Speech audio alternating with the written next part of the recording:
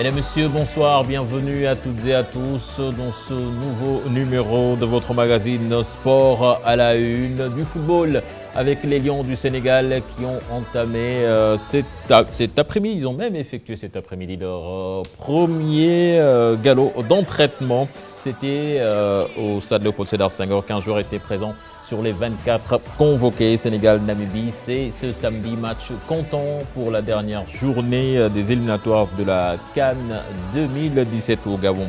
Il sera beaucoup question de basketball dans ce numéro avec notre invité maître Babacar Ndiaye, le président de la Fédération sénégalaise de basketball, rentré fraîchement de Rio. Thiès, la capitale du handball sénégalais, c'était ce samedi où se jouait d'ailleurs la finale de la Coupe du Sénégal chez les hommes et chez les dames. Rai et Saltigué ont été couronnés. En notre invité dans ce magazine, il s'agit de Boubacar Gaye, le président du CNP de triathlon, cette discipline olympique qui veut prendre son envol au Sénégal. Et puis en fin de magazine, les buzz du web, comme tous les lundis avec Mamadou Ndiaye.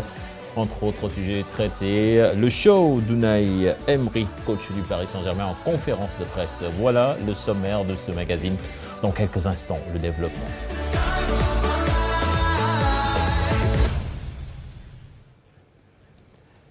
Malal Junior, bonsoir. Bonsoir, cher Tidiane, bonsoir à tous, bonsoir à Maître Ndiaye. Et bonsoir à notre invité, Maître Babacar Ndiaye. Bonsoir, cher Tidiane, bonsoir, Malal.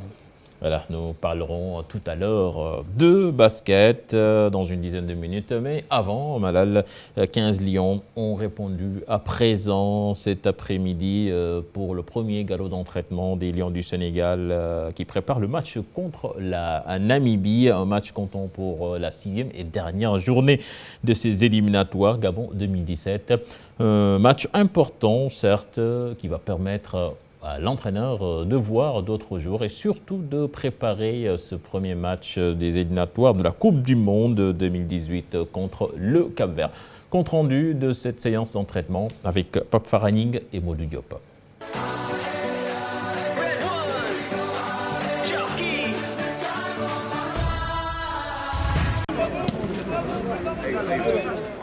Un premier galop d'entraînement très léger avec 15 lions. Le coach Aliou Cissé a beaucoup insisté sur le jeu, avec différentes manières de sortir la balle, une circulation fluide pour marquer des buts.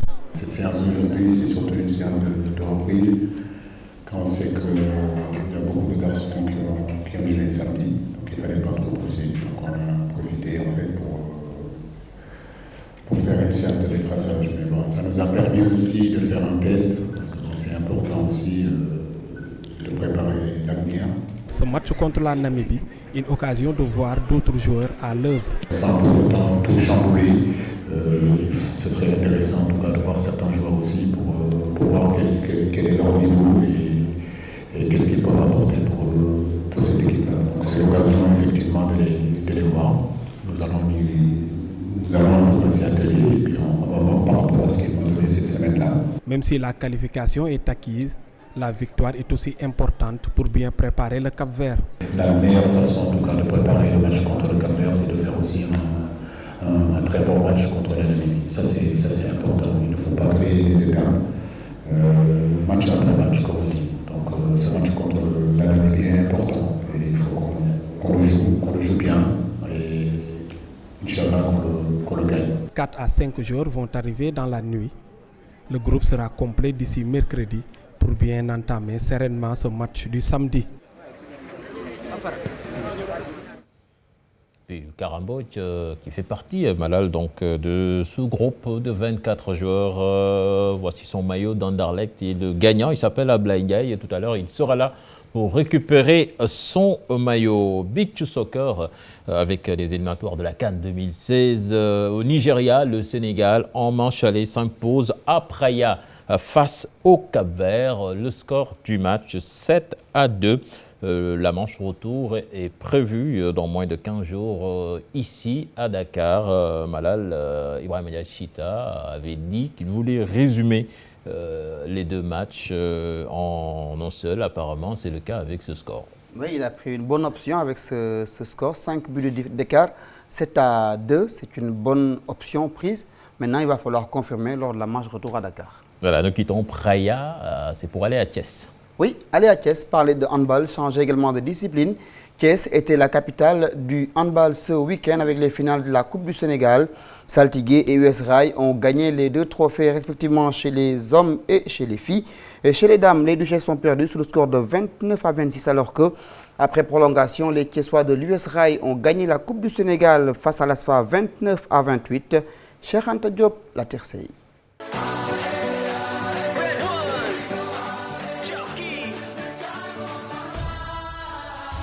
Venu avec de la motivation et de l'envie, l'Union sportive du Rail a gratifié le public d'un grand spectacle, du beau jeu. Face à une superbe équipe de l'ASFA, les militaires étaient venus avec des arguments sûrs, un match plein d'engagement, de suspense et de rebondissement. 24 partout à l'issue du temps réglementaire. À l'issue des prolongations, l'US Rail gagne difficilement par 29-28.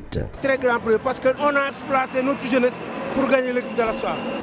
Une moitié de l'équipe de l'ASFA faisait partie de nous.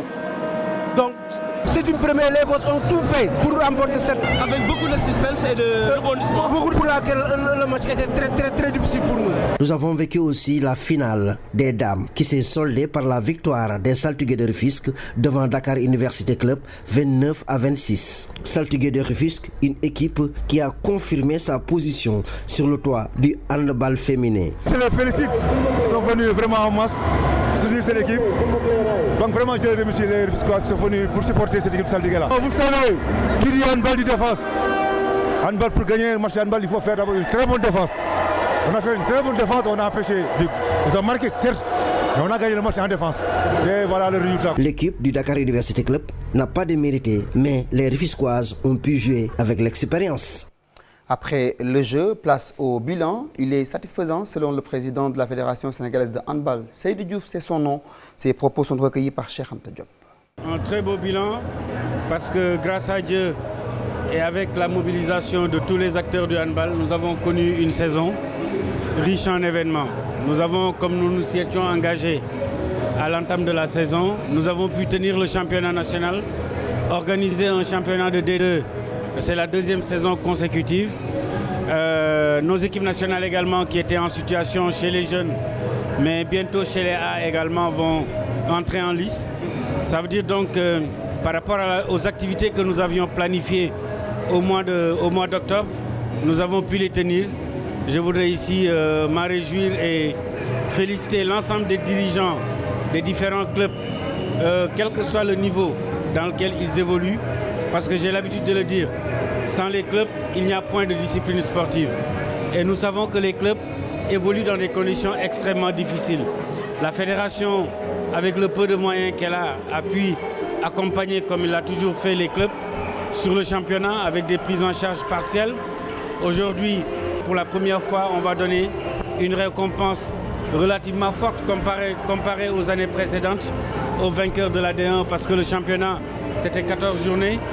La Coupe du Sénégal également connaît son équilibre avec une belle finale. Nous avons vécu la finale des dames qui s'est soldée par la victoire des Saltigués.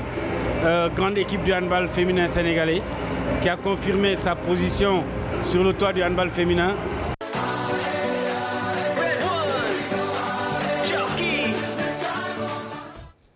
Nous ouvrons à présent le chapitre basket avec le président de la Fédération sénégalaise de basketball qui est déjà avec nous, Maître Babacar Ndiaye. Encore bonsoir. Bonsoir. Et merci d'être venu répondre à cette invitation. Alors, Maître, vous revenez de Rio où les Lions du Sénégal ont disputé ce tournoi olympique avec un parcours quand même 5 matchs, je pense, 5 matchs, 5 défaites, même si beaucoup ont dit que c'est une participation honorable. Mais vous, de l'intérieur, comment avez-vous vécu ce tournoi? Bon, je l'ai vécu dans de bonnes conditions, je dirais. Je l'ai vécu également avec, si vous voulez, un sentiment mitigé. C'est vrai que c'est la meilleure participation sénégalaise de toute l'histoire au niveau du basket. Même s'il n'y a pas eu de victoire. Oui, même s'il n'y a pas eu de victoire, mais ça nous a permis de gagner quand même cette place sur le plan international dans le classement mondial. Ça nous a permis d'être premier sur le continent africain. Ça nous a également permis de représenter l'Afrique. C'est important, c'est un privilège et un honneur. Je pense qu'au Sénégal, les gens sont en train de discuter. Alors que beaucoup de pays aimeraient être là-bas pour représenter tout le continent africain. C'est important. Les filles se sont battues. Il n'y a pas eu d'acte d'indiscipline. Nous nous étions dit qu'en partant à Rio, on allait représenter le continent africain. On allait se battre sur le terrain. Maintenant, l'objectif principal étant de bien préparer l'Afrobasket 2017.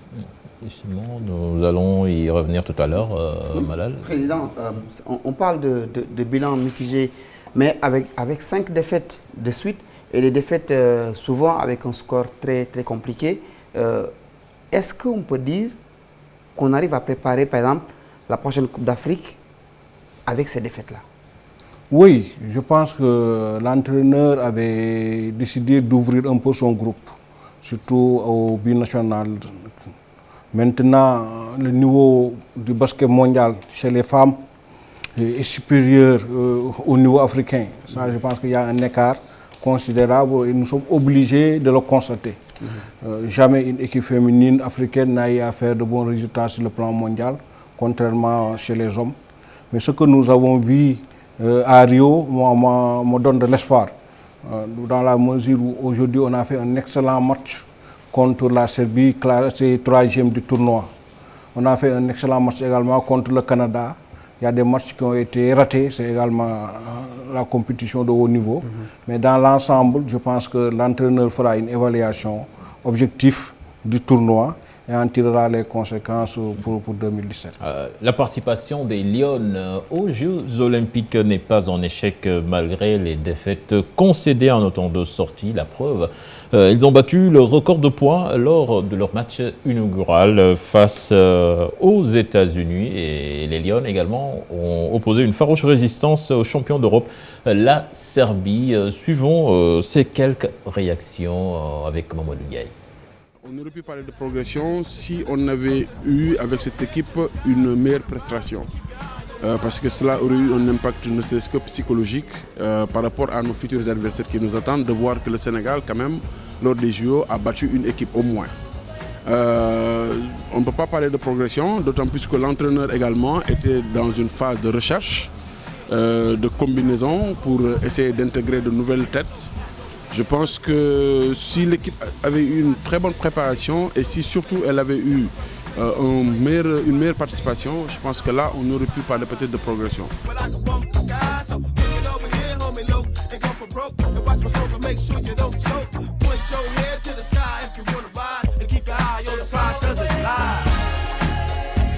Pour moi, les JO, on a progressé par rapport à 2000. Déjà en 2000, c'était la première participation du Sénégal aux Jeux Olympiques. Le Sénégal n'avait pas dépassé la barre des 50 points. 16 ans après, on a une nouvelle équipe avec des joueuses expérimentées sur le plan africain, mais aussi sur le plan mondial, parce qu'elles évoluent dans des championnats. Elles ont pu jouer, la plupart de ces joueuses ont joué dans des clubs européens. On l'a vu avec Mamarissi qui a fait le doublé l'année dernière en France. C'est vrai qu'il manque encore de l'expérience à cette équipe sénégalaise pour rivaliser avec les grandes nations de basket occidentales. Mais cette année, l'équipe a progressé sur le plan du jeu. Voilà, Président, on a évoqué le manque de préparation pour expliquer ces défaites. Est-ce que vous, au niveau de la fédération quand même, n'avez pas une part de responsabilité dans cette préparation ratée? Non, je ne suis pas d'accord. Il ne s'agit pas d'une préparation ratée. On peut le dire, puisque les Lions avaient prévu des tournois hors du Sénégal et finalement, ils se sont entraînés pratiquement à Dakar. Ils ont voyagé une seule fois au Japon et l'entraîneur l'a déploré avant de partir. Oui, l'entraîneur l'a déploré, je pense que c'est son droit, c'est également son rôle de réclamer des meilleures conditions de travail. Il n'y a aucun problème à ce niveau-là. Je voudrais surtout vous dire que nous sommes rentrés en regroupement le 12 juin. Pour une compétition prévue au mois d'août, le 6 août. Je pense qu'on a joué notre premier match le 6 ou le 7 août. Ça fait presque 2 mois de regroupement. Nous avons participé à un tournoi au Japon. Maintenant, il y a un problème qui s'est posé. On devait se rendre en Serbie et à Istanbul. Istanbul, malheureusement, pour des raisons de situation politique interne, le tournoi d'Istanbul, on ne peut pas y aller. Il restait simplement le tournoi de Serbie. Maintenant, le problème qu'il y a, c'est que on est rentré en regroupement très tôt parce que l'État du Sénégal devait prendre en charge la première phase de regroupement. C'est-à-dire que la phase du 12 jusqu'au tournoi de Tokyo. À partir du tournoi de Tokyo, c'est en fait l'équipe devait se rendre en Italie sur invitation du comité olympique italien. C'est ce que le CONOS nous avait dit lors des réunions de préparation au niveau du ministère. Et que ce séjour italien-là devait être gratuit. À la dernière minute, malheureusement, on nous a soutenus, on nous a dit que maintenant, au lieu d'être gratuit, il fallait maintenant payer 50 € par jour et par personne.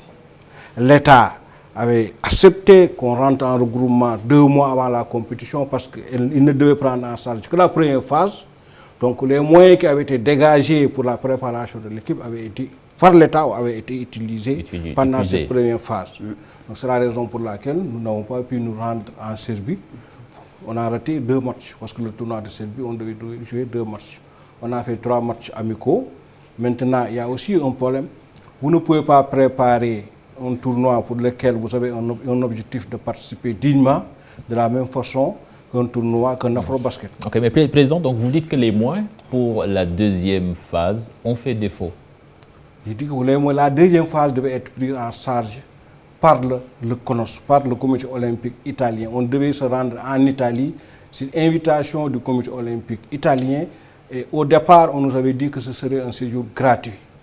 Maintenant, à la dernière minute, on est venu nous dire que finalement, c'était payant 50 € par personne. Ah, donc il n'y avait plus moyen de régler cette somme pour permettre à l'équipe disons, oui, il n'y avait plus moyen. C'est-à-dire qu'on a budgétisé une première phase de préparation avec l'État. Parce que si on savait, par exemple, au départ qu'il n'y aurait pas de séjour italien, on n'allait pas rentrer en regroupement très tôt, le 12 juin, pour un tournoi prévu le 6 août. Mais est-ce que, Président, en 2 mois, on peut préparer des Jeux olympiques? C'est même beaucoup. 2 mois, oui, c'est beaucoup pour vous, pour préparer les Jeux olympiques? Vous avez vu un pays qui a fait une préparation de plus de 2 mois. Les joueurs, ils jouent dans les clubs, ils ont des obligations professionnelles. Mais quand même, il y a eu des pays qui ont joué plus de matchs amicaux. Oui, ils ont joué plus de matchs, mais vous ne pouvez pas avoir... Une compétition se prépare en 1 mois maximum. En réalité, c'est le principe. Parce que les joueurs, ils ont des obligations professionnelles, les clubs ne les libèrent pas. Donc nous sommes rentrés très tôt, mais dans le but de bien préparer la compétition, parce que comme on avait dit, l'entraîneur devait ouvrir son équipe pour bien préparer l'Afrobasket 2017. Ah, mais sur le plan technique quand même, l'entraîneur, on l'a clairement entendu, il a dit qu'il ne peut pas préparer une compétition de cette envergure en jouant avec des cadets et des juniors à Marus Ndiaye. Oui, il l'a dit, effectivement, mais on n'a pas joué que avec des cadets, on a joué avec le Japon. On a simplement raté le tournoi de Serbie. Et je le comprends, moi-même, j'étais pour la participation du Sénégal au tournoi de Serbie parce qu'on avait donné notre accord pour aller jouer avec le tournoi de Serbie. Mais pour des raisons que je vous ai invoquées, on n'a pas pu y partir. Et on ne peut pas aujourd'hui tout mettre sur le dos de cette non-participation au tournoi de Serbie. On a eu à jouer 3 matchs amicaux. Malheureusement, ce n'était pas suffisant. Je suis d'accord avec tout le monde. Mais la préparation n'a pas été chaotique. Mais au jour d'aujourd'hui, Président, en direction de la prochaine compétition de l'équipe nationale des filles, qu'est-ce qui devrait être changé ou enlevé du plan de préparation pour qu'il n'y ait plus de couac? Non, il n'y a pas eu. Parce qu'on a parlé de problèmes logistiques avec ce voyage, et le voyage également. Voilà, les maillots du Sénégal qui n'avaient pas j'ai voyagé dans les mêmes conditions que l'équipe. J'étais le délégué. Mais vous n'êtes pas joueur. Non, je vous dis, j'ai voyagé dans les mêmes conditions. D'abord, on est arrivé, je pense, à Rio 3 ou 4 jours avant le démarrage du tournoi de basket. Effectivement, le voyage a été difficile, il ne faut pas le nier. Mais c'est pas... c'est la fédération qui a acheté les billets ou c'est l'État qui a acheté les billets? C'est l'État qui achète toujours les billets. Okay. C'est l'État qui achète les billets. On a quitté Dakar pour aller dormir à Addis Abeba et le lendemain, nous avons pris un avion pour aller à Rio. Vous avez dormi à l'hôtel ou à l'aéroport? À l'hôtel, bien sûr. Okay. On a été pris en charge par la compagnie éthiopienne. On a dormi à l'hôtel, on est arrivé à 20 h. Le lendemain, à 8 h, on est revenu à l'aéroport pour quitter. Il y a eu cette escale à Luanda que les gens déplorent, mais cette escale à Luanda également, il faut l'expliquer. On devait faire en fait une escale de 2 heures de temps à Luanda, on n'avait pas besoin de visa également. 2 heures de temps, on est resté dans la zone internationale et les policiers angolais ont pris nos passeports pour aller faire nos enregistrements. Ils sont revenus nous donner nos fiches d'embarquement avec les passeports. Maintenant, c'est vrai que c'est des aéroports africains. Il n'y a pas de... Voilà. Maintenant, bon, c'est vrai que les conditions étaient difficiles, mais moi, quand j'entends les gens parler, c'est comme si on l'a amplifié. Bon, moi, je ne défends personne. Vous ne pouvez pas aller à Rio sans vous fatiguer. De deux choses l'une, soit vous allez en Europe, soit vous allez en Afrique de l'Est. Oui, mais si vous allez en Europe, vous quittez ici, vous allez à Paris, vous êtes obligé de quitter ici à 23h pour arriver à Paris à 6h du matin, passer la journée à Paris, prendre le vol et faire 11 heures de vol pour aller à Rio. Là aussi, vous êtes vol direct. Il n'y a pas de vol direct à partir de Dakar. Soit vous allez en Europe, soit vous allez en Afrique de l'Est. Maintenant, les conditions peuvent être améliorées, je le reconnais, mais je pense que dans l'ensemble... Alors, l'Afrobasket, c'est déjà l'année prochaine. Est-ce que donc vous sentez que cette équipe est dans les dispositions pour garder son titre malgré ces défaites répétitives à Rio? Non, je pense que le tournoi de Rio ne peut pas être un baromètre pour quantifier la participation de l'équipe à l'Afrobasket. L'objectif qui est fixé à l'entraîneur, c'est de conserver le titre. Il est en train de travailler. Si cet objectif-là, moi je ne suis pas un technicien, mais j'ai vu des matchs vraiment... Mais Président, vous dites que ce n'est pas un baromètre, mais vous avez vécu avec ce groupe, vous avez vécu avec les filles. Souvent, on a entendu qu'il y a eu beaucoup de problèmes, notamment c'est des problèmes d'organisation. Est-ce qu'à l'intérieur, il n'y a pas des filles qui ont envie d'arrêter avec l'équipe nationale du Sénégal? On parle d'Assou Traoré, qui a 36 ans et qui peut-être a l'intention d'aller se consacrer entièrement à sa carrière professionnelle plutôt que de venir en équipe nationale. Ce n'est pas dit aux conditions de regroupement et de participation. Je pense, il faut être honnête également à ce niveau-là, les conditions de regroupement et de participation de nos équipes de basket se sont sensiblement améliorées. Ça, il faut le reconnaître. Avant, les équipes nationales se regroupaient dans les auberges. Moi, j'étais là, je suis dans le basket depuis 25 ans. Depuis quelque temps, on est dans des hôtels de 4 étoiles. Les primes ont été sensiblement augmentées. Ça, à ce niveau-là, maintenant, nous sommes dans un pays en développement. Tout ne peut pas être parfait. Il y a forcément quelque chose, et c'est une œuvre humaine, quelquefois il y a des imperfections et des améliorations à faire. J'ai vécu le tournoi de l'intérieur du groupe. Je peux vous dire que moi, je suis optimiste pour 2017. Je suis optimiste pour 2017. L'entraîneur est en train de travailler dans ce sens-là. Ce que nous avons fait à Rio, moi, me donne de l'espoir. Alors, Assou Traoré, elle va continuer avec l'équipe nationale? Bon, disons, elle avait émis le souhait, ça aussi, il faut, même pas de façon officielle, parce que moi-même, je n'ai pas encore été officiellement saisi, que le souhait d'arrêter après le tournoi de Rio. Puisque moi, je n'ai pas encore été officiellement saisi de cette question, je ne peux pas en parler davantage. Je sais simplement que nous, au niveau de la fédération, on aimerait la voir jouer l'Afrobasket 2017 avant d'arrêter. On travaillera dans ce sens-là. Elle a 36 ans, Assou Traoré. L'Afrobasket, donc, c'est l'année prochaine, ce sera avec Tafa Gueye. Bien sûr. Bien sûr. Donc, Tafa Gueye va continuer. Alors, Malal, on va boucler ce chapitre Rio pour parler de ce basket local, puisque, rappelons que Maître Ndiaye a bouclé sa première saison en tant que président de la Fédération sénégalaise de basketball. Une première saison qui s'est terminée il y a à peine un mois et déjà l'heure est au bilan. Pour beaucoup de spécialistes, il y a encore des choses à faire sur le plan de l'organisation, mais également sur le plan de la sécurité au niveau de Marius Ndiaye. Donc on déplore également l'absence de maîtrise au niveau du calendrier. Mamadou Ndiaye, Younous Diatta.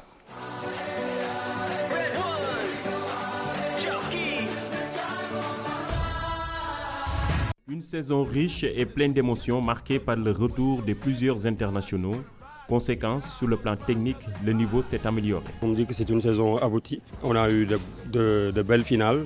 Chez les garçons, on a vu une superbe équipe de la Douane qui a remporté le championnat, la Coupe du Maire.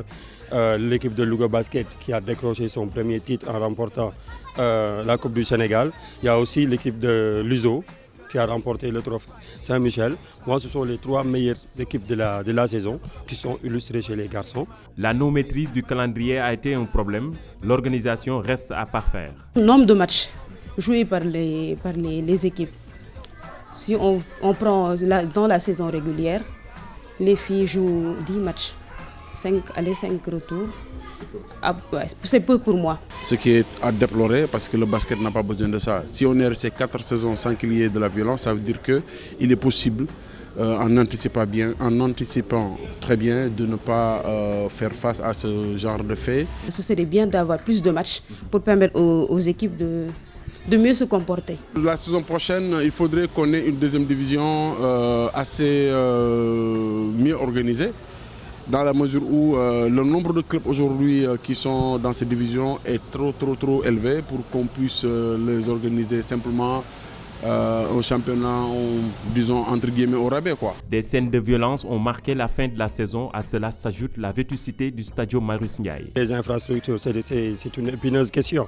On manque d'infrastructures. La Ligue de Dakar se penche déjà sur le contour de la saison prochaine. Elle annonce le démarrage du championnat au mois de novembre prochain. Alors, Président, vous avez suivi le reportage. Vous, personnellement, comment jugez-vous votre première à la tête du basketball sénégalais? Bon, c'est difficile de se juger soi-même. Mais je dirais que je suis satisfait quand même de la première année parce que nous avons réussi à exécuter la mission qui nous a été confiée par l'État du Sénégal. Il fallait, après les Afro-Basket, organiser un championnat de première division en filles et en garçons, nous l'avons fait. Il fallait organiser les Coupes du Sénégal également en filles et en garçons, on l'a fait. Il fallait également organiser un championnat de deuxième division, on l'a fait. J'ai tout à l'heure entendu Bamba également regretter en fait le nombre d'équipes au niveau de la deuxième division. Mais ce que les gens ne savent pas, c'est que pendant la campagne qui a abouti à mon élection à la tête de la Fédération sénégalaise de basket, j'avais fait le tour du Sénégal. Et j'avais constaté qu'on ne jouait pas au basket à l'intérieur du pays. J'ai pris un engagement vis-à-vis des clubs de l'intérieur du pays, un engagement de faire jouer le basket partout sur le territoire de la République. C'est la raison pour laquelle nous avons fait au départ cette année ce qu'on appelle un championnat zonal. Si vous voulez, ce n'est pas à proprement parler la deuxième division, parce que la deuxième division, ce sera le tournoi de montée. Le championnat zonal, on a divisé le pays en plusieurs zones. Au sud, à l'est, au nord et au centre, ce qui nous a permis aujourd'hui de faire qualifier 18 équipes chez les filles, chez les garçons et 10 équipes chez les filles. Tout à l'heure, je reviens de la réunion hebdomadaire du bureau fédéral. On a retenu le principe de faire jouer le tournoi de montée chez les garçons à Dakar, chez les filles à Thiès, tout juste sur le week-end qui suit la Tabaski. Ça nous permettra donc aujourd'hui de terminer définitivement la saison et ça nous permettra également de respecter l'engagement que nous avons pris vis-à-vis du mouvement associatif, à savoir faire jouer le basket sur tout le temps. Vous avez entendu certainement également Angélique Thiandoum dans le reportage. Elle vous a interpellé sur la maîtrise du calendrier. Bon, je pense que cette année, on a quand même terminé dans un délai raisonnable. Mais vous avez commencé tard. On avait commencé tard parce que c'était l'année de prise de fonction. Aujourd'hui, lors de la réunion hebdomadaire du bureau fédéral, on est en train de préparer la saison prochaine. Et Inch'Allah, on fera tout pour démarrer au mois de novembre de l'année prochaine. Au plus tard, le deuxième week-end du mois de novembre, ça nous permettra. Aujourd'hui, j'ai demandé à ceux qui s'occupent du calendrier de faire en sorte que la dernière finale soit jouée le 15 juin. Donc on est parti du 15 juin maintenant pour faire le calendrier. Le Président, on a également beaucoup constaté le retour de la violence tout au long de la saison, des actes de vandalisme notés à Marius Ndiaye jusqu'à ce que des équipes comme l'AS Ville de Dakar, comme votre équipe, le Dakar University Club, soient suspendues par la Ligue de Dakar pour les scènes qu'on a vues lors de la finale de la Coupe du Maire. Comment faire pour endiguer définitivement ces actes de vandalisme à Marius Ndiaye? Oui, je le regrette. C'est vrai, il ne faut pas nier l'évidence. Il y a eu des actes de violence cette année. Je pense que, j'ai même parlé tout à l'heure, il y a une belle initiative du président de Saint-Louis Basket Club qui m'a appelé à mon retour de Rio, qui est venu me rencontrer pour dire qu'il voulait organiser un tournoi de l'amitié à Saint-Louis avant le début de la saison, pour permettre aux supporters des différents clubs de se rencontrer, d'organiser une soirée à l'issue des matchs pour permettre à la famille du basket de se retrouver pour lutter contre la violence. Je lui ai donné mon accord et Inch'Allah, je pense que ce tournoi-là se tiendra. Mais Président, cette violence-là, est-ce que vous pensez réellement que ce sont les vrais supporters qui sont à l'origine? Et si c'est le cas, comment faire pour mieux sécuriser les finales, mieux sécuriser les matchs spectateurs du stadium Marius Ndiaye? Oui, disons, il y a eu, c'est vrai, une seule finale qui a été arrêtée pour cause de violence. C'est beaucoup, c'est regrettable.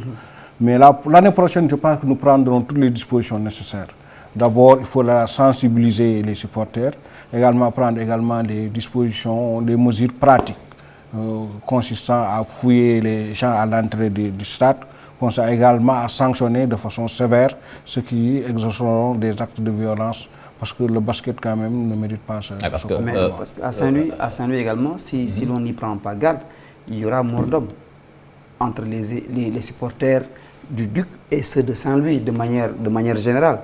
Parce qu'à chaque fois qu'ils vont là-bas, c'est des batailles rangées. Quand eux ils viennent ici, c'est des batailles rangées jusqu'à ce qu'on aille les chercher dans des maisons. Ça aussi, la fédération doit ce problème-là était réglé. Moi-même, à l'époque, j'étais vice-président du DIC quand on avait invité Saint-Louis Basket Club à un tournoi international qu'on avait organisé. Ça avait permis aux deux équipes de se familiariser, de nouer des relations.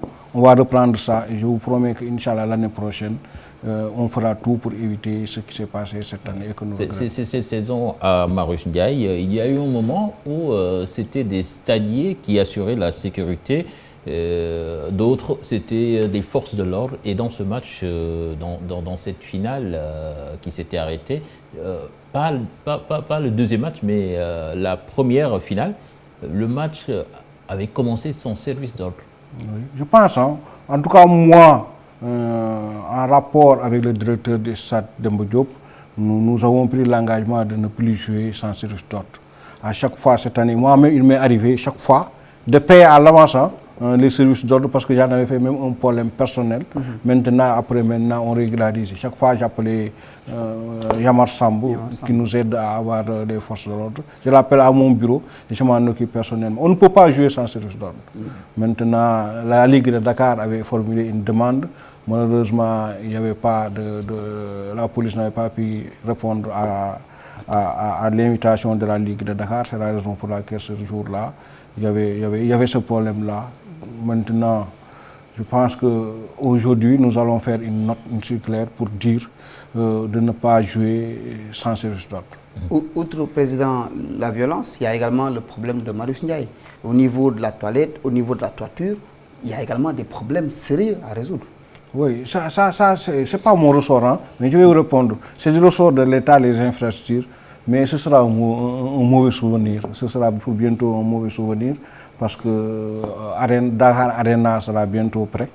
Et Inch'Allah, on aura une belle salle. Donc, Marius Ndiaye, effectivement, est devenu vétus. Mais Marius Ndiaye, quand même, date de longtemps. Mais puisque nous avons obtenu la possibilité d'avoir une belle salle, nous allons utiliser cette salle-là pour l'organisation des grands événements. Il reste évident qu'on ne peut pas jouer les matchs de championnat simple à Dakar Arena. Justement, en parlant de grands événements, est-ce que le Sénégal va être candidat à l'organisation d'une Coupe d'Afrique très prochainement avec cette salle? Oui, j'avais émis ce souhait d'organiser chez les filles, de déposer une candidature chez les filles pour 2017. Parce que normalement, si le calendrier de construction de Dakar Arena est respecté, il sera prêt au mois de mai-juin. L'Afro-Basket féminin étant prévu au mois de septembre 2017. Maintenant, j'en avais également parlé de façon officieuse au ministre, mais ce dossier-là, je vais peut-être aujourd'hui le traiter cette semaine-là. S'il faut faire une demande officielle au ministre, je le ferai. Je vais peut-être entrer en contact avec les responsables de FIBA pour voir. Mais s'il y a possibilité d'organiser, si on est sûr que Dakar Arena sera prêt avant l'Afrobasket, pourquoi pas? Parce qu'il faut l'inaugurer, je pense, par un Afrobasket. Alors, Président, vous êtes le président de la Fédération sénégalaise de basketball, en même temps le président du Dakar University Club. Difficile à allier ou bien? Non, je pense que c'est le DIC qui m'a permis d'être président de la Fédération de basket. Je ne serais pas président de la Fédération si je n'étais pas président du DIC.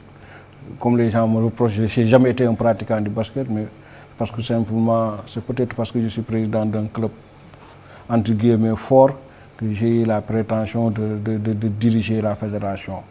Maintenant, c'est deux choses différentes. Au DIC, vous êtes partisan. À la fédération, vous devez être neutre. Vous êtes le président de tous les clubs.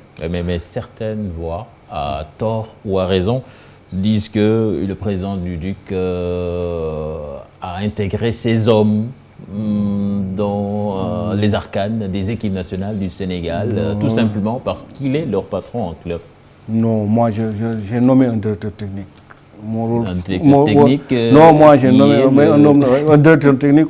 Qui est du Dakar University Club. Vous savez, c'est mon principal collaborateur sur le plan technique. Votre homme de Donc confiance. je suis mon homme de confiance. Je pense qu'au moins les gens doivent me laisser la liberté de choisir qui je veux au poste de directeur technique. La seule condition étant qu'il remplisse les conditions pour exercer le poste. Et je pense que la personne que j'ai choisie a le profil du poste. Maintenant, vous verrez au niveau des équipes nationales, chez les garçons, il n'y a pas un membre du DIC. Chez les filles, c'est Tafa Gueye qui a émis le vœu de prendre Parfait en lieu et place de Koulibaly. Et j'ai été à Rio, j'ai vu que Parfait a fait un excellent travail. Président, il y a également cette question de la convention qui a été signée, mais également la question de la petite catégorie. D'abord la petite catégorie, parce que pendant la campagne, vous avez émis l'idée et le souhait de beaucoup vous occuper de la petite catégorie. Après une année d'exercice, qu'est-ce qui a été fait pour cette jeune génération-là? On attend un championnat. Oui, j'ai dit au niveau de la fédération que cette année, on n'organisait pas, j'étais pas pour l'organisation d'une Coupe du Sénégal cadette. Parce que cette formule-là ne permettait pas à la fédération d'atteindre les objectifs fixés en matière de petite catégorie, à savoir la détection des jeunes. En lieu et place, on va faire un tournoi national de jeunes. Un tournoi national de jeunes qui va regrouper des sélections régionales. Avant de partir à Rio, j'avais demandé au directeur technique de se mettre en rapport avec les directeurs techniques régionaux pour leur demander de mettre en place des sélections régionales. À partir de ce moment-là, on va organiser un tournoi de jeunes de 16-17 ans pour préparer des I-18 dans 2 ans. Parce que cette année, on n'a pas participé. Les gens disent qu'on n'a pas participé, mais on n'a pas d'équipe. J'ai dit, on n'a pas d'équipe au niveau des I-18, ça ne sert à rien de participer pour participer. On prépare d'abord des équipes, on fait une sélection des I-16, I-17, et on prépare des équipes nationales I-18 dans 2 ans et on participera. Et justement, le fait que le Sénégal n'ait pas de sélection I-18, U20 par exemple, est-ce que cela ne nous fait pas perdre des joueurs qui auraient pu compétir en sélection et qui prennent d'autres nationalités et qu'on veut rapatrier, et souvent c'est problématique. Ça pose un problème, mais c'est une situation que nous avons trouvée sur place. Et tout de suite là, vous me parlez de convention de je viens de raccrocher tout de suite là avec le DAGE du ministère des Sports. C'était pour lui demander quand est-ce qu'on pourrait avoir en fait le virement des sommes dites en vertu des conventions d'objectifs. Bon, il m'a promis effectivement qu'incessamment ça se fera. C'était pour la tenue de ce tournoi national de jeunes de petite catégorie. Mais justement, Président, par rapport à cette convention, 30 millions vous a été alloué par le ministère. Quels sont les grands axes prioritaires qui vont être utilisés pour cet argent? En fait, le contrat prévoit les rubriques pour lesquelles on est autorisé à utiliser les fonds. C'est d'abord la formation, la petite catégorie, la formation technique, le développement du basket de masse, comme on a dit, la deuxième division ou les divisions zonales sur l'ensemble du territoire de la République. Voilà les rubriques et l'achat des récompenses.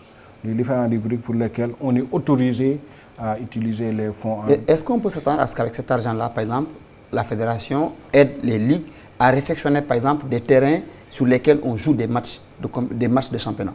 Non, tel que moi, je comprends la mission confiée, parce que la réfection des terrains est du domaine soit de l'État ou des collectivités locales, des mairies. Ce qu'on peut faire, nous, on peut aider les ligues dans l'organisation des championnats de petite catégorie. Parce que vous savez, à Dakar, le championnat de petite catégorie est organisé par la Ligue de Dakar. On doit peut-être pouvoir aider les autres ligues de l'intérieur du pays pour faire de même. Voilà, le temps file. Madame, une dernière question, Président. La prochaine saison de basketball va bientôt s'ouvrir. À quoi peut-on s'attendre en matière d'innovation? En matière d'innovation, c'est d'abord commencer très tôt pour éviter des fins de saison difficiles.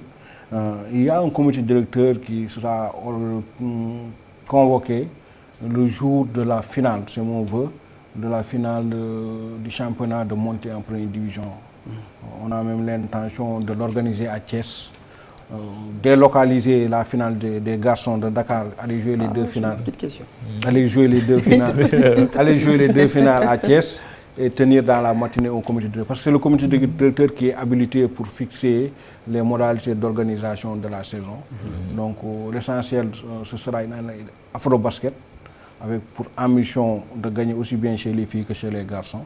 Donc nous devons tout faire pour terminer très tôt. Il y a d'autres questions que nous aurions voulu aborder, notamment les qualifications pour les championnats du monde de basket. Oui, mais c'est après 2017. Ce sera après 2017. On aura le temps d'en parler. Alors, voilà. Non, juste une dernière, Président. C'est pour rebondir sur une idée émise par Abdoulaye Diaw, le doyen, qui proposait à ce qu'on joue les finales des championnats nationaux et la Coupe du Sénégal en aller-retour si c'est des équipes de région qui jouent contre des équipes de Dakar. Que répondez-vous à cette proposition? Oui, c'est une proposition pertinente, mais matériellement, aujourd'hui, ce n'est pas possible. Parce qu'il n'y a pas de terrain à l'intérieur du pays qui puisse accueillir une finale de championnat, une finale de Coupe du Sénégal. Même si c'est en aller-retour?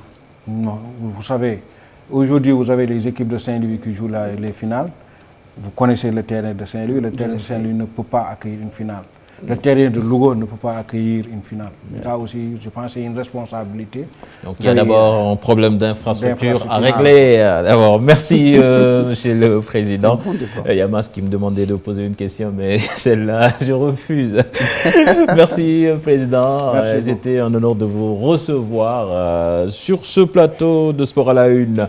Peu connue du grand public, Malal, la boxe chinoise est une discipline très bien pratiquée au Sénégal. L'un de ses fils du nom de Daouda Fall est d'ailleurs vice-champion du monde. Son portrait est signé avec Marianne Sivadiop et Ibrahima Kane.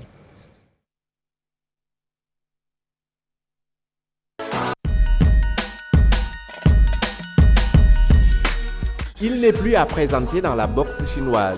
Une discipline qu'il pratique depuis 2009, Daouda Fall, puisque c'est de lui qu'il s'agit, est vice-champion du monde de ce sport peu connu des Sénégalais. Boxe chinoise, art la boo xam ne rek daf ma yàgg a neex donc ma gisoon suma maître yi di ko travailler suma grand maître yi donc mu intéressé ma comme man dama bëggoon sport de combat donc ci laa ci duggee depuis 2009 nag ba fii ñuy wax nii sama catégorie man maa koy jël championnat yi ñu fi teg yëpp depuis 2009 man maa jël sama catégorie. Vice-champion du monde récemment à Beyrouth, Liban. Différente de la boxe chinoise est un dérivé du Kung Fu Wushu. Coup de poing là, coup de pied, bon projection. Boxe chinoise bi dafa boole ay matières yu bari. Dafa amaale lutte, am ay projection, judo bi mu ngi ci, boxe bi ci boppam mu ngi ci. Parce que booy xool boxe chinoise ci Kung Fu la jógee. Donc dafa nekk art bu complet. Le problème que les participants de cette discipline rencontrent, c'est jafe-jafe bi ñu am nekkagul fédération association la donc dañu am ay compétition yi ñu war a dem wala ay stage dañu am ay problème mu billet. C'est combattants yi ñooy dajale billets yi pour mën a dem defi ay compétition. Donc man ma doon wax ni bu ñu doon def tuuti moins ci arts martiaux bi parce que booy xool arts martiaux tey médailles yi ñu fi indi ak yooyu amul beneen sport bu ko fi indi. Donc il faut que état bi def tuuti effort ci les budoka quoi. Il suffit que ñu def tuuti moins trophée bu ñu bëgg ci monde bi dinañ ko am. Malgré les difficultés qu'il rencontre, Daouda Fall, qui pratique également le Kung Fu et l'Apkido, ne compte pas baisser les bras. Il a pour ambition de décrocher une médaille d'or au prochain championnat du monde en boxe chinoise. De la boxe chinoise, nous passons à la boxe française, la savate, avec le CNP de cette discipline qui prépare les prochains championnats du monde qui vont se dérouler en Croatie. Ce sera du 7 au 12 septembre prochain. Et déjà, le CNP est à pied d'œuvre avec la direction technique pour préparer les combattants qui vont défendre les couleurs du Sénégal. Le président du CNP, Alfousseini Djiba, nous a rendu visite ce matin. Nous avons préparé cette participation avec beaucoup de persévérance, car il fallait donc depuis l'année dernière procéder à une sélection assez rigoureuse à partir des différentes compétitions et des regroupements de l'équipe nationale. Donc c'est à l'issue de cela que finalement nous avons pu obtenir un choix définitif au niveau des catégories de poids. Bon, nous ne pouvions pas évidemment engager toutes les catégories. Nous nous sommes suffi à 3 catégories, bon, parmi lesquelles finalement 2 ont été retenues. Et donc ce sont ces 2 catégories qui vont participer, en moins de 60 kg féminins et en moins de 65 kg masculins. Donc ce sont ces 2-là qui vont participer. Nous avons des chances réelles parce qu'il faut dire que le Sénégal a toujours été parmi les meilleures nations en savate boxe française, car nous avons pu avoir 3 vice-champions du monde. Et ça, c'est quand même pas... En tout cas, parmi les pays africains, nous sommes les seuls à détenir ce record-là. Donc nous pensons qu'avec le travail qui a été fait et les apports des uns et des autres, notamment nous avons eu l'apport d'un expert français qui était là pendant près de 10 jours, qui a apporté quand même une expérience assez rigoureuse au niveau du stage qui a été déroulé. Nous avons l'apport du vice-champion qui est là, qui était en Espagne, qui est là actuellement en vacances. Et nous avons aussi l'apport au plan technique du champion du monde, Diaby. Et nous savons qu'à ce niveau-là, les apports sont extrêmement importants. Nous espérons, en tout état de cause, revenir avec des médailles.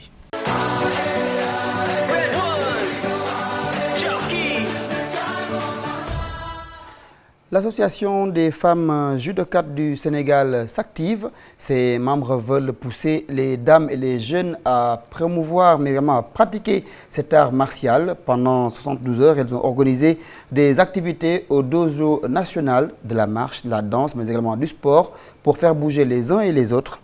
Reportage Maria Sivadjop.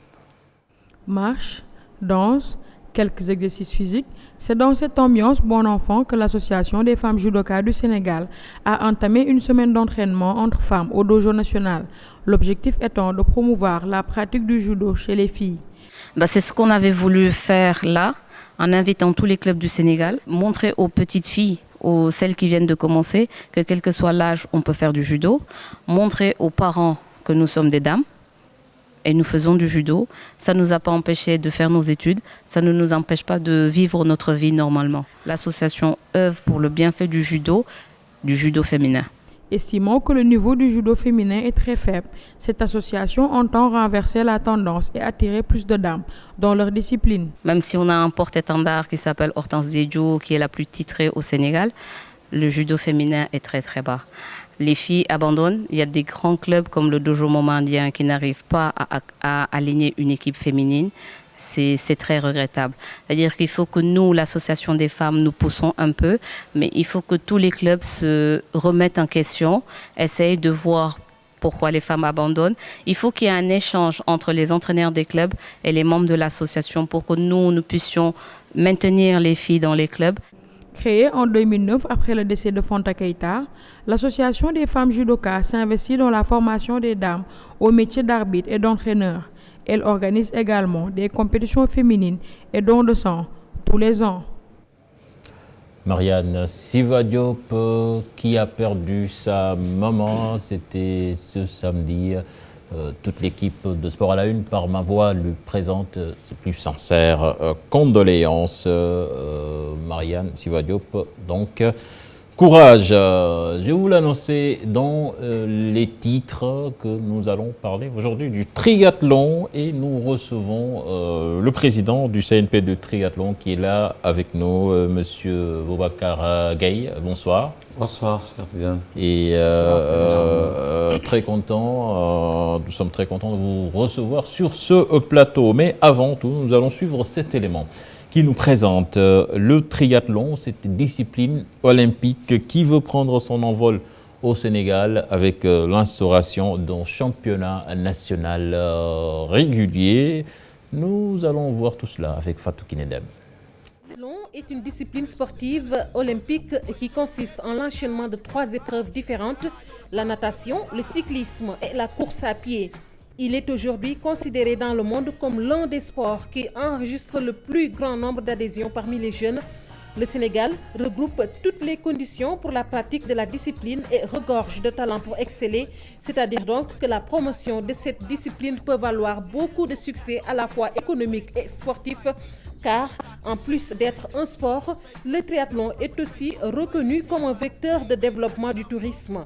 Ainsi, depuis sa mise sur pied, le CNP du triathlon a eu à mener un certain nombre d'activités qui ont permis d'asseoir la notoriété de la discipline au Sénégal. Dans un premier temps, l'accent a été mis sur la formation des cadres administratifs et techniques de la fédération. Sur le plan de la pratique sportive et de la vulgarisation, le CNP a mené une politique volontariste afin de faire connaître le triathlon et les résultats commencent à se faire voir. En 2016, pour la première fois, le CNP a organisé un championnat qui est d'ailleurs toujours en cours dans différentes villes du pays. La 4e journée est prévue à Ouakam et la 5e à Ziguinchor le 26 novembre prochain. Madame la Présidente, vous avez vu l'élément sur le triathlon, une discipline olympique qui veut se frayer une place au Sénégal. Oui, merci, cher Tidjane. Je pense que nous sommes flattés de voir ce reportage. Ça nous rappelle un peu les objectifs. Comme dit, le triathlon était méconnu, en tout cas pour la plupart des Sénégalais. Mais depuis 2 ans, nous sommes en train de travailler, de mettre toutes les énergies nécessaires pour que le triathlon soit, à l'image de ce qui se fait dans le monde, une discipline qui doit quand même apporter du plaisir, parce que c'est beaucoup de plaisir, le triathlon, mais c'est aussi une compétition. Je pense qu'avec le travail que nous avons engagé, si ça se poursuit, les années à venir, nous pourrons compter quand même sur les jeunes qui vont nous valoir quand même des satisfactions. Justement, parlez-nous de ce championnat national qui est dominé, je pense, par un pratiquant qui survole pratiquement tout. Voilà, parce que depuis 2 ans, nous avons organisé des compétitions de façon spontanée. Et après 2 ans, nous avons dit pour le suivi de nos triathlètes, et puis pour augmenter le temps de compétition. Parce que le triathlète, c'est comme tous les sports, l'athlète a besoin de compétir pour avoir un temps de jeu. Donc nous avons décidé d'organiser un championnat. C'est un comité, même le triathlon fait partie des disciplines déshéritées. C'est clair, donc si nous nous engageons à organiser un championnat, il faut que nous travaillions à mobiliser les moyens nécessaires. Pour vous dire aujourd'hui que chaque fois que nous avons la possibilité de sortir, c'est le comité qui prend en charge le transport de tous les athlètes. Parce que nous sommes en phase de promotion, ils en veulent, nous devons aussi continuer à sensibiliser. Donc, justement, ce championnat ne se passe pas qu'à Dakar, vous faites le tour de beaucoup de villes du Sénégal. Donc ce sont les mêmes athlètes qui font les mêmes déplacements. Oui, parce que c'est un championnat qui est primé à la fin. Après chaque journée, il y a des points qui sont obtenus en fonction du classement. Et à la fin de la 5e journée, nous avons décidé d'organiser un sargal triathlon. Je lance le mot, ce n'est pas le mot sargal, en tout cas un grand événement parce que nous avons des partenaires qui nous accompagnent. Et aussi, il y a les athlètes qui, chaque fois qu'ils ont participé à une compétition, ils reçoivent un certain nombre de points. Et à la fin de la saison, nous allons organiser une grande cérémonie de remise.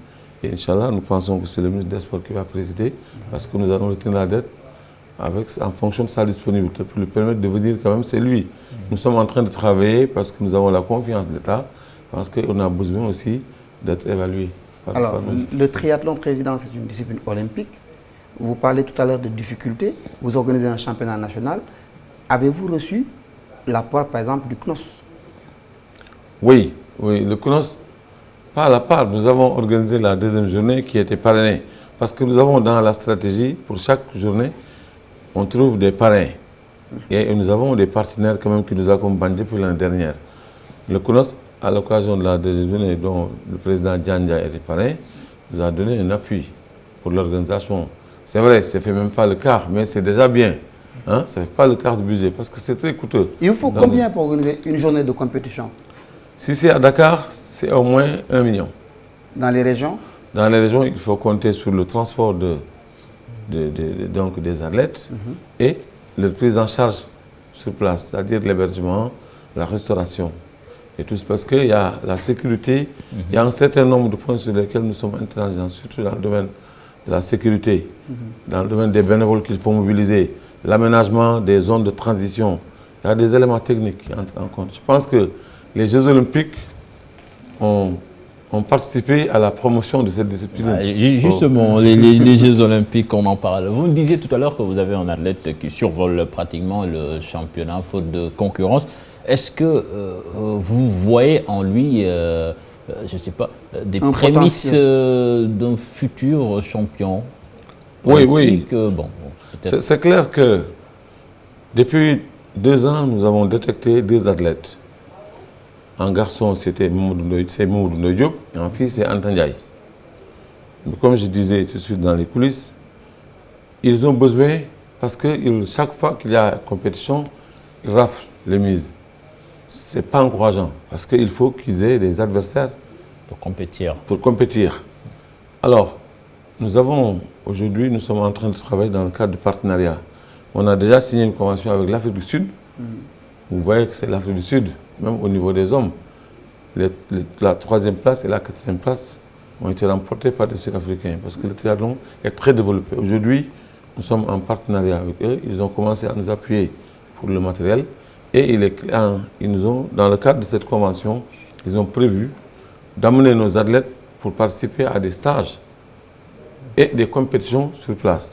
Ils vont aussi amener des techniciens sud-africains qui vont venir accompagner. Mais il est clair, quel que soit le sport, pour avoir un champion olympique, il faut un plan, une planification à moyen et à long terme. Malal a tout à l'heure fait allusion au CNOS. Souvent, après chaque Olympiade, il y a des bourses de solidarité olympique qui sont dégagées pour des athlètes qui doivent se préparer pour les prochains Jeux. Est-ce que vous envisagez de faire la demande pour vos champions afin qu'ils puissent se préparer et pourquoi pas nous valoir des satisfactions à l'avenir? Oui, c'est clair qu'on a décidé en réunion de demander une bourse olympique pour certains de nos athlètes, mais déjà au niveau de ITU, au niveau de la Fédération internationale de triathlon, ils ont alloué un certain nombre de bourses. Nous devions désigner l'année dernière 2 athlètes, un garçon et une fille, âgés de 15 ans ou plus.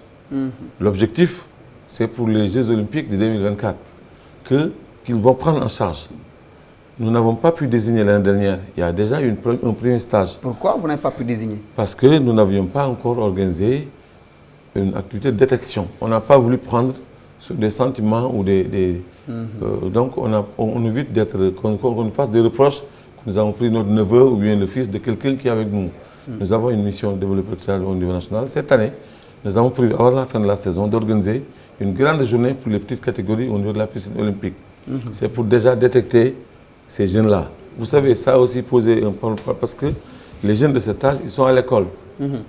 Et souvent, le programme qui nous a été proposé ne prend pas en compte ces considérations. Et ils ne sont pas boursiers pour demeurer. Ils partent pendant un temps et il faut que qu'on analyse toutes ces questions pour que les jeunes qui vont être choisis puissent continuer à suivre ces études en même temps, être préparés pour devenir un champion olympique. Président, pour les profanes qui nous regardent, qu'est-ce qu'il faut pour être un bon triathlète? Le Sénégal a beaucoup plus de chances d'avoir un champion olympique en triathlon. Je le dis simplement parce que le triathlon regroupe 3 disciplines. La natation, le vélo et la course à pied. L'athlétisme. Vous savez que toutes ces disciplines participent. La natation, l'athlétisme, peut-être le cyclisme, non. Mais participent déjà dans les Jeux olympiques. Et on a des problèmes pour depuis Djaba. Nous n'avons pas pu avoir de champions. Par contre, nous avons des des éléments qui sont les Sénégalais bons en natation, qui peuvent être moins. Il suffit d'être bien sur une discipline, moins chez l'autre, pour être un champion. Je veux dire, il y a des gens aujourd'hui qui sont à la natation, peut-être ils gagneraient à tester un peu le triathlon, ou bien des gens qui sont au cyclisme, qui gagneraient à tester le triathlon pour être un champion. Parce qu'il n'est pas évident d'être bon sur les trois. Mais si tu es bien sur une discipline, sur une épreuve, vous pouvez être moins. Et à force de travailler, parce que le triathlon, c'est l'endurance. Il faut travailler. Vous savez, 50 km d'affilée, c'est 1500 mètres de natation, 40 km de vélo et 10 km à pied, enchaînés. Hein? C'est plus dur que le marathon de 42 km. Donc, on a vu lors des Jeux Olympiques la médaille d'or de la Sénégalo-Belge Nafissatou Thiam en heptathlon, et ça donne des idées. Oui, et nous-mêmes, je pense que nous sommes en train, il y a des à partir des Olympiques et des activités que nous menons, grâce à votre collaboration, parce que c'est important d'avoir des tribunes comme ça. Il y a un Sénégalais qui est en Espagne, qui a pris notre contact, qui fait le triathlon, qui participe même dans les Ironman. Qui a pris notre contact et essaie de voir comment il peut courir pour le Sénégal. Parce qu'il est clair qu'à l'heure actuelle, nous ne disposons pas même d'infrastructures nécessaires pour avoir un champion. Je pense que ce qui se passe dans les autres disciplines est aussi valable chez nous. Nous avons l'eau, mais c'est les circuits du vélo qui posent souvent problème. Heureusement que nous avons des autorités, les préfets qui nous accompagnent chaque fois que nous organisons.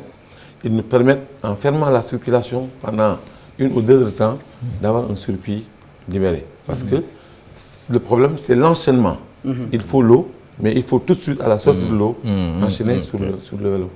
Président, une toute dernière question, puisque le temps est pratiquement fini. Vous dites que le triathlon, en plus d'être un sport, aussi est un facteur qui peut faire émerger le tourisme. Oui, je veux dire, on dit que le triathlon, c'est 90% de plaisir et 10% de série. C'est comme ça qu'il l'analyse. Parce qu'il y a tous les âges, il y a toutes les catégories. On parle de triathlon, mais l'aquathlon, le duathlon, le cross triathlon, tous font partie des épreuves qui sont gérées par la Fédération internationale de triathlon. Et c'est en étroite collaboration avec le tourisme. C'est pourquoi nous avons, pour la première année du championnat, on a été à Mbour, qui est une ville touristique, à Saint-Louis, qui est une ville aussi touristique. Et nous irons à Ziguinchor au mois de novembre, Inch'Allah, pour la 5e journée du championnat. Mais il est clair que pour les années à venir, nous allons faire des autres villes. Merci, Président Boubacar Gaye. C'était un plaisir également de vous recevoir sur ce plateau de Sport Live. C'est moi, merci. Voilà. Merci, c'est un bon Gayen, hein. C'est un bon Gayen, quoi. Merci beaucoup. À présent, l'actualité du football européen ce week-end marqué par la chute du Paris Saint-Germain à Monaco. En Espagne et en Angleterre, les grands ont assuré. Cher Sadibou Diarra, Ali Atala.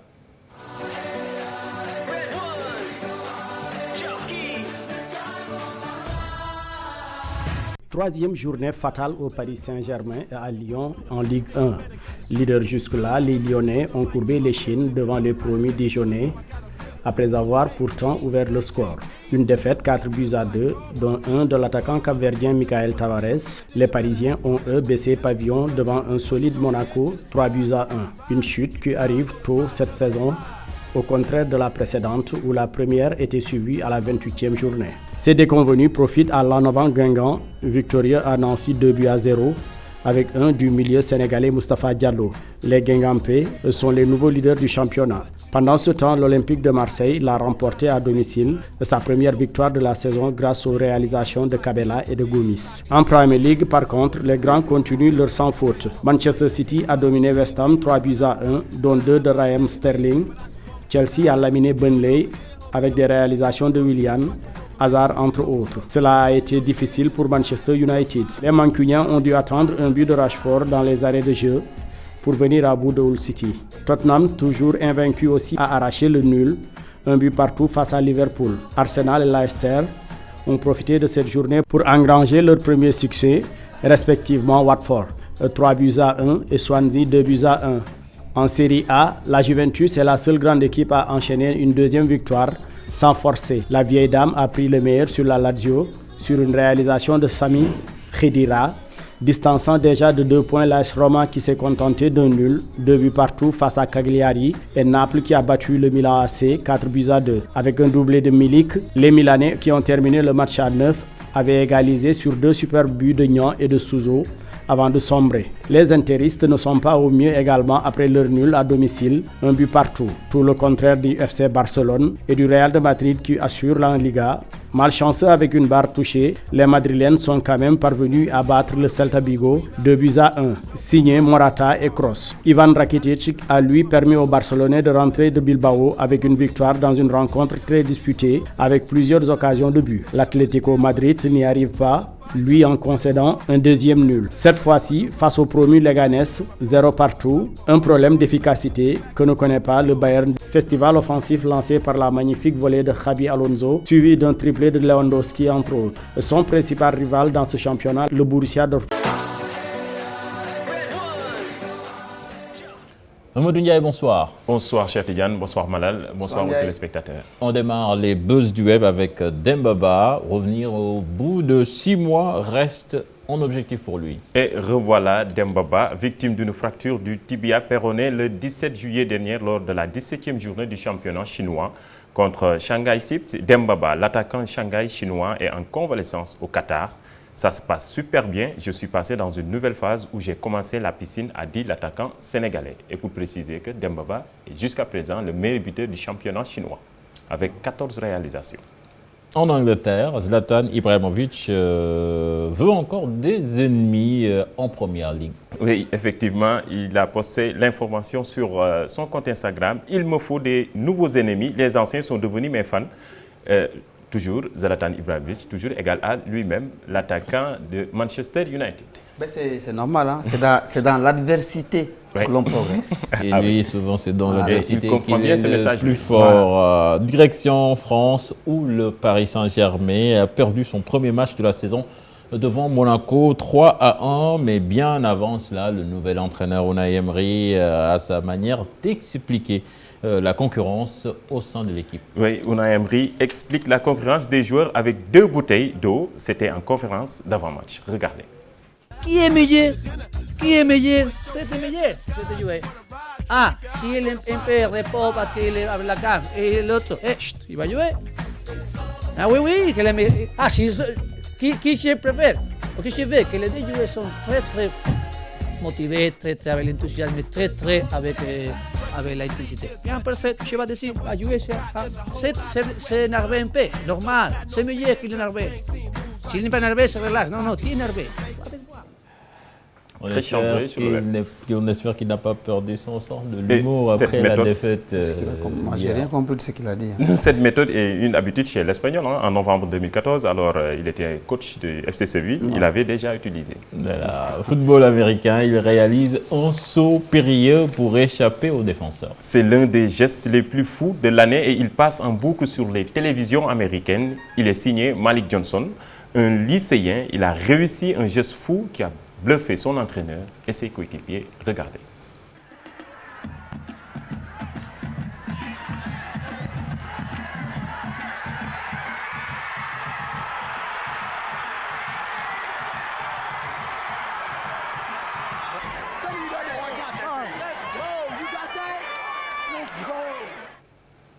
Impressionnant. Voilà, nous restons aux États-Unis, mais cette fois-ci avec du football, le soccer. Voilà, le soccer, oui. Il est l'œuvre d'un lycéen américain, un salto devant le gardien pour marquer un but venu d'ailleurs. Regardez. You're like, hey, yeah, I would like to sit too.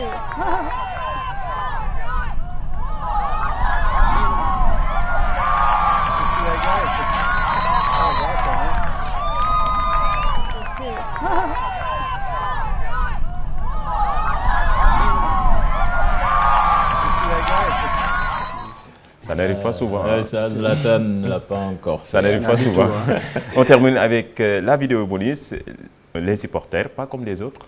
On peut regarder.